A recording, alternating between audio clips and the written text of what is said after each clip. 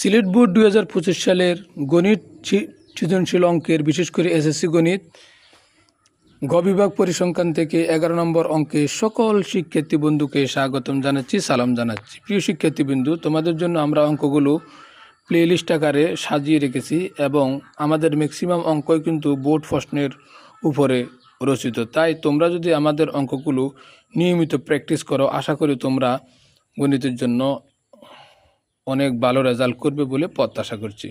চলে যাচ্ছি অঙ্কের মূল অংশে, যেখানে আমাদেরকে বলা হচ্ছে নবম শ্রেণীর 30 জন শিক্ষার্থীর বিজ্ঞান বিষয়ে প্রাপ্ত নম্বরের গণসংখ্যা সারণী নিচে দেওয়া হলো।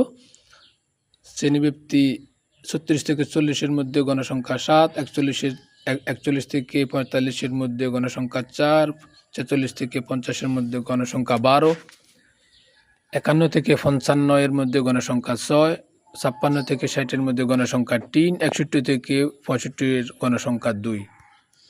বলেছে 1 থেকে 20 পর্যন্ত মৌলিক সংখ্যাগুলোর মধ্যক নির্ণয় করো। খ প্রদত্ত উপপাদ্যের প্রচুরক নির্ণয় করো। গ বর্ণনা সহ প্রদত্ত উপপাদ্যের অজীব রেখা আঁকো। এখন খেয়াল করো, 1 থেকে 20 পর্যন্ত মৌলিক সংখ্যাগুলোর মধ্যক।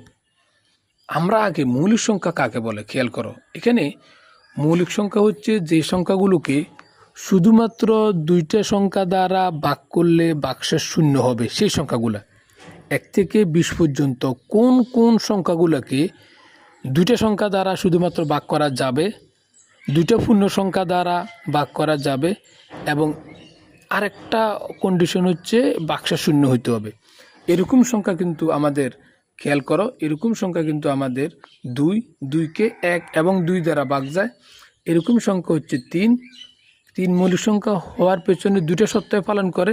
এটাকে 1 দ্বারা ভাগ করলে ভাগশেষ শূন্য হয়, 3 দ্বারা ভাগ করলেও ভাগশেষ শূন্য হয়। এরপরে হচ্ছে 5 মৌলিক সংখ্যা হওয়ার কারণ হচ্ছে এটাকে 1 দ্বারা ভাগ করলে ভাগশেষ শূন্য হয়, 5 দ্বারা ভাগ করলে ভাগশেষ শূন্য হয়, আর অন্য কোনো সংখ্যা দ্বারা ভাগ করলে, পূর্ণ সংখ্যা দ্বারা ভাগ করলে ভাগশেষ শূন্য হয় না। এরপর হচ্ছে 7কে 1 দ্বারা ভাগ করলে এবং 7 দ্বারা ভাগ করলে ভাগশেষ শূন্য হয়, অন্য কোনো পূর্ণ সংখ্যা দ্বারা ভাগ করলে এটার ভাগফল ভাগশেষ শূন্য হয় না। এরপরে ঠিক তেমনিভাবে 11 ঠিক সেম 1 এবং 11 দ্বারা ভাগ করলে ভাগশেষ শূন্য হয়, অন্য কোনো পূর্ণ সংখ্যা দ্বারা ভাগ করলে ভাগশেষ শূন্য হয় না।